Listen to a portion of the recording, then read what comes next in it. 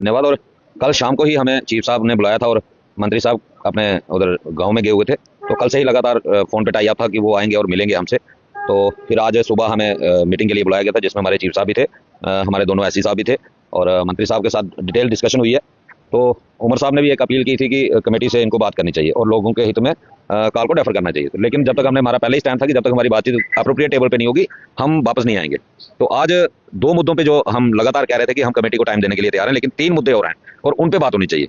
आज उन 3 मुद्दों पे बात हुई है और 2 पे मंत्री साहब ने एश्योर्ड किया है। जैसे पेंडिंग वेजेस का इशू है, तो उन्होंने आज कहा है कि आज ही शाम को कैबिनेट होने वाली है कश्मीर में, और मैं कोशिश करूंगा कि आज ही आपके लिए बजट का प्रोविजन किया जाए पेंडिंग वेजेस के लिए। पहले तो कोशिश करेंगे कि 400 करोड़ नहीं तो कम से कम 200 करोड़ आपको मैं फेज मैन में 2 किस्तों में दिलवाने की कोशिश करूंगा कि आपका ये पेंडिंग क्लियर हो जाए। तो उन्होंने फटकार भी लगाई है डिपार्टमेंट को कि कम से कम जो हम कर सकते हैं उसको तो हमें करना चाहिए था। तो दूसरा जो इशू है हमारा वेजेस इनहांस का, वो भी डिटेल डिस्कशन हुई है। तो हमारा एसेंशियल सर्विस आता है, जो हमारी एसेंशियल सर्विस है, तो काफ़ी सारे डिपार्टमेंट्स का उन्होंने पता भी किया और स्टेट्स का पता करके उन्होंने कहा कि ये भी जरूरी चीज़ है, ये भी मैं कैबिनेट में ये बात करूंगा। और तीसरा जो रिटायरमेंट के लिए हम कह रहे थे कि 60 साल की रिटायरमेंट, वो उन्होंने कहा है कि इसके लिए चीफ साहब की उन्होंने ड्यूटी लगाई है कि ये देखो क्या कोई ऐसा नोटिफिकेशन है कि जिसके तहत हम डेली वेज को रोक सकते हैं या रिटायर कर सकते हैं, वो चीफ साहब की उन्होंने ड्यूटी लगाई है। तो इन तीनों मुद्दों पर हमारी डिटेल डिस्कशन हुई है और उन्होंने रिक्वेस्ट की थी कि हमें थोड़ा टाइम दे दो। तो हमने भी आगे ईद का त्यौहार आ रहा है, नवरात्रि आ रहे हैं, तो हमने भी 10 दिन का टाइम, हमने साफ स्पष्ट शब्दों में कह दिया कि आपके लिए 10 दिन का टाइम है। आप हमारी 10 दिनों में अगर एक डिमांड पूरी कर देते हो तो हम प्रोटेस्ट जो है वो नहीं करेंगे। अगर 7 तारीख से पहले हमारी एक डिमांड पूरी नहीं होती, हमें ठगा जाता है, तो 7 तारीख को दोबारा असेंबली लग रही है, हम दोबारा रोड पे होंगे। अब इनको फैसला करना है, हमने सरकार को टाइम दे दिया, अब इनको फैसला करना है ये अपने वादे पे कितना खरा उतरते हैं। अगर सरकार अपने वादे पे खरा उतरेगी तो हम वेलकम करेंगे, और नहीं तो प्रोटेस्ट प्रोग्राम हमारा कंटिन्यू, जो रूटीन प्रोटेस्ट चलता है वो चलता रहेगा। तो अगर सरकार कहीं धोखा देने की कोशिश करती है तो 7 तारीख को दोबारा असेंबली लग रही है, और 7 तारीख को इससे भी बड़ा प्रोटेस्ट जो वो जम्मू में होगा। मुख्तसरन आपसे जानना चाहूंगा, बिल आखिर जो है वो टेबल टॉक हुई और टेबल टॉक के जरिए से ही मसले हल होते हैं, कितनी उम्मीदें हैं अब इस सरकार से? देखिए, टेबल टॉक की आपने बात की, ये टेबल टॉक जो हमारा जो मंत्री साहब के साथ हुआ है, क्योंकि कोई भी बात जो है वो टेबल के ऊपर ही आके खत्म होती है, वहीं पे फैसले होते हैं। मैं उन डेली वेजर भाइयों का शुक्रिया अदा करना चाहता हूं, अपने जम्मू प्रोविंस के जितने भी डेली वेजर भाई हैं जिन्होंने आज इस सरकार को टेबल टॉक के ऊपर बात करने के लिए मजबूर किया।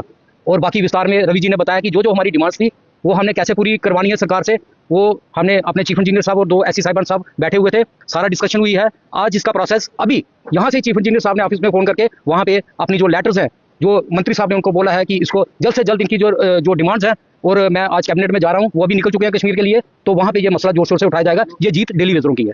सर, आप क्या कहना चाहेंगे, क्योंकि आपने देखा कि इससे पहले जब लाठीचार्ज आप पर हुआ, किस तरह के जुल्म और तशद्दुद आप पर किया गया, लेकिन आज जो है उम्मीद जागी है कि सरकार कोई मसला आपका हल करेगी?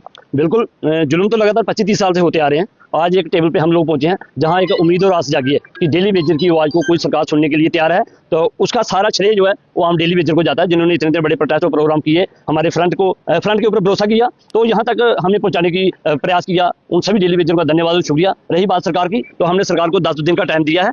अगर 10 दिन में एक भी डिमांड हमारी पूरी होती है, जैसे पेंडिंग वेजेस की, उसके बाद हमारा फ्रंट बैठेगा, अगली रणनीति के लिए फिर तैयारी करेगा। मगर ये साफ और स्पष्ट है, अगर कहीं भी हमारे साथ छल कपड़े धोखा होता है तो 7 तारीख के लिए हम लोग सारे अवेयर और जागृत रहें, क्योंकि फ्रंट 2 दिन पहले कॉल दे देगा। तो 7 तारीख को ऐसे हमारा प्रदर्शन रेगुलर जारी है, तो उसको हम किस और बढ़ाएंगे वो हमारे ऊपर निर्भर करता है। मगर उससे पहले सरकार के आगे दरखास्त और अपील रहेगी कि हमें मजबूर ना की जाए कि हम दोबारा सड़कों पर आ सकते हैं। बहुत बहुत शुक्रिया सर। क्या कहेंगे, आपने देखा होगा किस तरह से आप पर जहां पर तशद्दुद हुआ, जुल्म हुए, बार बार आपने सरकार से कहा कि SRO 64 को लागू कीजिए, हमें रेगुलराइजेशन पॉलिसी दीजिए, हमारी पेंडिंग वेज क्लियर कीजिए, लेकिन बिलाखिर आज जावेद राणा साहब ने आपको कहीं सारी यकीन दहानियां करवाई है, कहीं सारी एश्योरेंसेस करवाई है। क्या कुछ उम्मीद है अब इस सरकार से, कितनी उम्मीदें आप लगाए बैठे हैं इस सरकार से, क्योंकि अभी आपने वक्त भी सिर्फ 10 दिन का दिया है, 10 दिन के बाद फिर से आपका प्रोटेस्ट शुरू हो सकता है अगर सरकार ने आपके मसाइल हल नहीं किए? देखिए, उम्मीद सरकार से करता है एम्प्लॉय, और हमने राणा साहब को रिक्वेस्ट की और ये कहा कैजुअल डेली वेजर की तरफ से कि आज तक कैजुअल डेली वेजर पिछली सरकारों की तरफ से, ऑफिसरों की तरफ से ठगा जाता रहा है, तो इस बार हमें ठगा ना जाए। तो हमारी ये गुजारिश है, आप हमारे रहबर बन के, वकील बन के इस समस्या को हल करवाएं। रेगुलेशन की पॉलिसी बन गई, आप रेगुलेशन के लिए आपने कमेटी बना दी है, लेकिन जो पेंडिंग 400 करोड़ है या वेज इनहांस है, तो इस पे बात हो। और इसी पे हमने कहा कि उन्होंने कहा कि कैबिनेट कमेटी बनने के बाद ही आपने प्रोटेस्ट किया। मैंने कहा ऐसा है कि हमारी शायद आपके साथ सरकार कम्युनिकेशन गैप था, सरकार हमारी बात समझना नहीं चाहती थी या समझ नहीं रही थी या हम समझा नहीं पा रहे थे। हम ये कह रहे थे कि कैबिनेट जो कमेटी जो बनी है वो रेगुलेशन के लिए, जो बाकी मुद्दे थे उन पर कौन बात करेगा।